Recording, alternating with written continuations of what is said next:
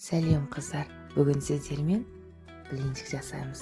Өте жұмсақ, жиынтал, жеген сайын жей бересіз. Тоймайтын блинчик қой. Ал оның үшін сүт те керек емес. Жай ғана сумен ақ осындай дәмді блинчиктер жасауға болатынын білесіздер ме? Мен еш соны көріп, соны құнтқымай істемей жүрген едім. Бүгін істеп көрдім.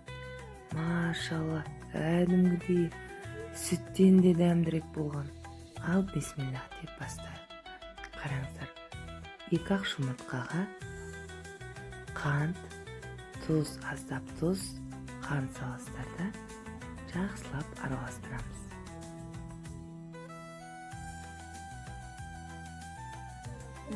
Осы қантты жақсылап араластырып, үстінен ыстық су қосасыздар. Ыстық болу керек суларыңыз. Жұмыртқа пісіп қалмайды, уайымдамаңыздар. Ыстықтай су қосып,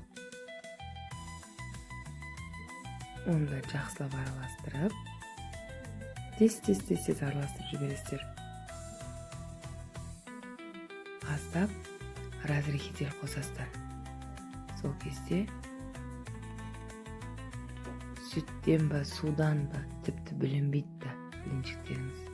Міне ұн салып, орташа, сұйықтығы орташа болу керек. Қатты қою да емес, сұйық та болмайды. Үстінен аздап май қосып, міне май қосып, осылай әдемілеп, дәл осылай сұйықтықта блинчиктің қамыры дайын.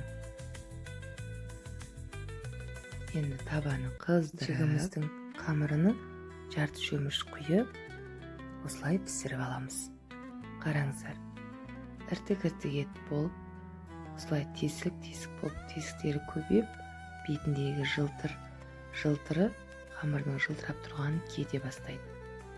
Сол кезде артына аударасыздар. Өйткені ерте аударып қойсаңыздар, ортасы жұмсақ болып піспей қалады.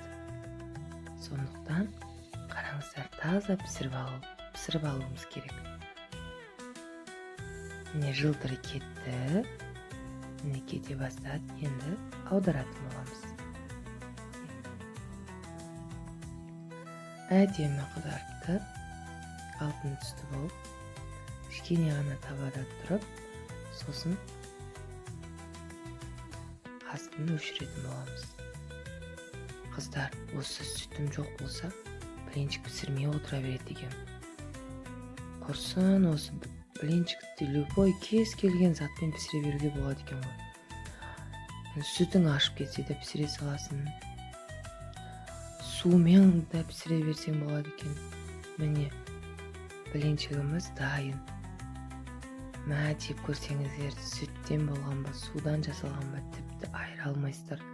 Дәмі керемет, жұмсақ. Айтқанша подписаться болып, лайк басуды ұмытпаңыздар. Рахмет сіздерге.